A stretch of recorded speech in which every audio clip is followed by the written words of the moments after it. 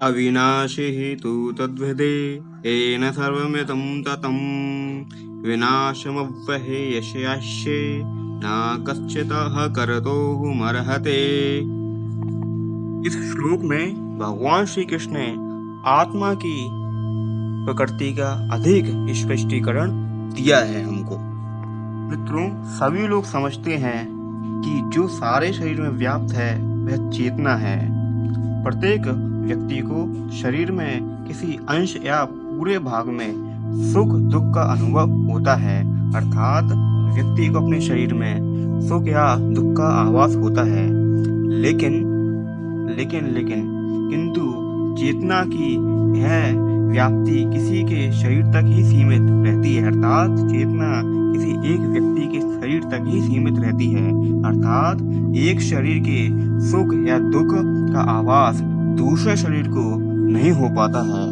यही चेतना है। मित्रों, मेरे कहने का मतलब है कि प्रत्येक शरीर में व्यष्टि आत्मा है। अब ये व्यष्टि आत्मा क्या है? अर्थात व्यष्टि आत्मा आत्मा की उपस्थिति का लक्षण दर्शाता है, अर्थात यही इसी को चेतना कह सकते हैं हम। जी हाँ, यही चेतना है। यानी चेतना से हम पता करते हैं कि हम आत्मा तक कहाँ तक पहुँचे और कितनी दूरी है आत्मा तक पहुँचने में, और हम कहाँ तक कितना उसके पास गए हैं। यह चेतना दर्शाती है। लेकिन चेतना आत्मा नहीं है। इसको व्यष्टि आत्मा भी कहा गया है। मित्रों, इस आत्मा को बाल की अग्रभाग के 10,000वें भाग के तुल्य बताया गया है हमारे उपनिषदों में। मैं प्रमाण भी देता हूँ किस उपनिषद में। जी हाँ, श्वेताश्वतर उपनिषद में इसकी पुष्टि कुछ इस प्रकार से हुई है। आइए जानते हैं।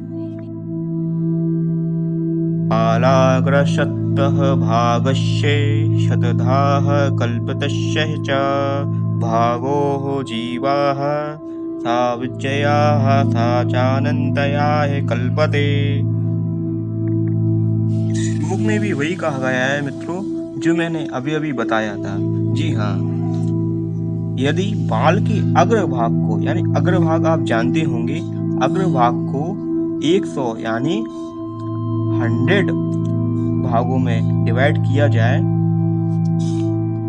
और फिर इनमें से प्रत्येक भाग को 100 भागों में फिर से दोबारा डिवाइड कर दिया जाए, यानी विभाजित किया जाए, तो इस तरह के प्रत्येक भाग की माप आत्मा का परिमाप है।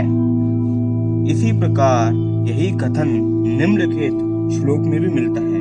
अर्थात मित्रों, पैरामीटर निकालने का तरीका पहले ही हमारे उपनिषदों में बता दिया गया है। एक और श्लोक आता है कीशाः ग्रशत भागस्य शतांशः सादृशात्मकाः जीवाः सूक्ष्मः स्वरूपो अयं संज्ञाः तीतोः हे चित्कणः। मित्रों, इस श्लोक में और सूक्ष्म रूप से आपको जानने को मिलता है। जी हाँ, इसमें बताया गया है कि आत्मा के परमाणु के अनंत कण हैं, यानी जो आत्मा का जो मॉलिक्यूल्स होते हैं उसकी भी अनंत कण हैं। जी हाँ, इतना तो आप समझते ही होंगे। जो माप में बाल के अगले भाग यानी नोक के अगले भाग, यानी अग्र भाग जो हम कहते हैं, यानी नोक, यानी उसकी भी हमें, यानी जिसको 10,000वें भाग के बराबर है। इस प्रकार आत्मा का प्रत्येक कण भौतिक परमाणु से भी छोटा है। यानी आप समझ पा रहे होंगे कितनी सूक्ष्म गणना है कि एक अग्रभाग है बाल का, उसको भी अपन को 100 भागों में डिवाइड करना है, यानी 100 भागों में डिवाइड करना है, फिर उसके भी 100 और भाग करने हैं। अर्थात ये इम्पॉसिबल सा लगता है। इसलिए इस व्यष्टि आत्मा यानी चेतना को जानना, इसका परिमाप निकालना अत्यंत कठिन है। बहुत सारी मशीनरी आ जाएं तो भी शायद ऐसा काम नहीं कर सकती हैं। जी हाँ, और जानते हैं ऐसा कहा गया है कि आत्मा का प्रत्येक कण भौतिक परमाणु से भी छोटा है। यानी जो परमाणु तो होते हैं जो भौतिक, यानी परमाणु भी भौतिक है, जो अपन ने जो पढ़े हैं, जो फिजिक्स केमिस्ट्री में आदि चीजों में जो पढ़े हैं, हमारी स्कूल की जो शिक्षा है उसमें भौतिक परमाणु का जिक्र है।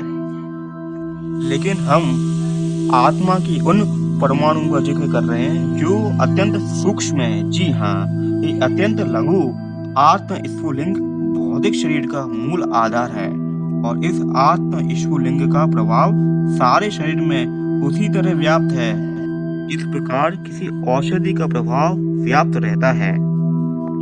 आत्मा की है धारा, विद्युत धारा सारे शरीर में चेतना के रूप में अनुभव की जाती है और यही चेतना या फिर कहें व्यष्टि आत्मा आत्मा के अस्तित्व का प्रमाण है। अर्थात जब आप आत्मा तक पहुंचोगे तो आपको पता ही नहीं चलेगा आप पहुंच गए हो। अर्थात उसको प्रमाणित करने के लिए है चेतना है। अर्थात हम जान सकते हैं चेतना के आधार पर हम कितना पहुंचे हैं कितना नहीं, और अगर आत्मा तक पहुंच गए तो हमें पता ही नहीं लगेगा हम पहुंच गए हैं। अर्थात यह प्रमाण है कि हम कहाँ तक पहुंचे हैं कितना है, तो यह चेतना दर्शाती है।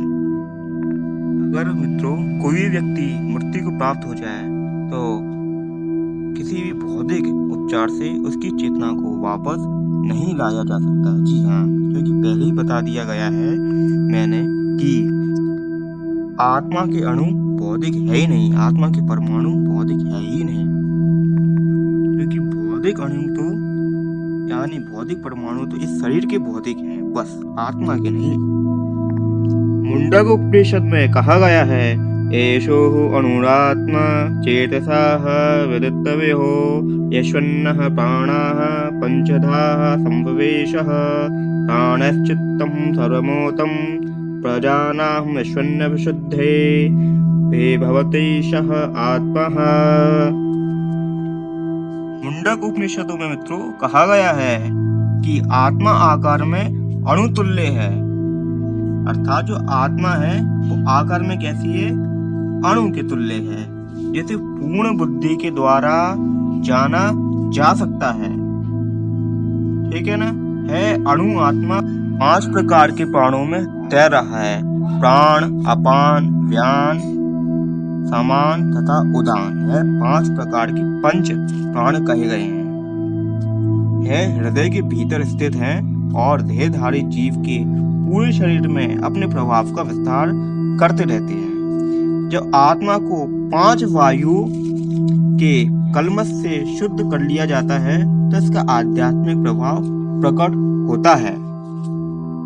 इन हठ योग का प्रयोजन इन 5 प्रकार के प्राणों को नियंत्रित करना है,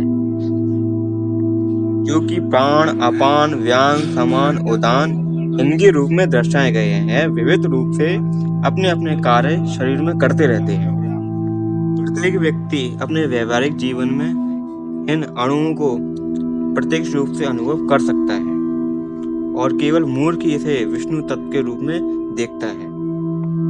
अणु आत्मा का प्रभाव पूरे शरीर में व्याप्त हो सकता है। मुंडक उपनिषद के अनुसार है अणु आत्मा प्रत्येक जीव के हृदय में स्थित है और चूंकि भौतिक विज्ञानी इस अणु आत्मा को माप सकने में बिल्कुल ही असमर्थ है, यानी इसे मापा नहीं जा सकता है, अतः उनमें से कुछ है अनुभव करते हैं कि आत्मा है ही नहीं, वह सबसे बड़े मूर्ख हैं। व्यष्टि आत्मा तो निसंदेह परमात्मा के साथ साथ हृदय में है, यानी जो व्यष्टि आत्मा अपन व्यष्टि आत्मा अर्थात हम, यानी हमारा होना इस शरीर में, अर्थात व्यष्टि आत्मा अर्थात मैंने पहले ही बता दिया है चेतना, यदि चेतना कहा जाता है।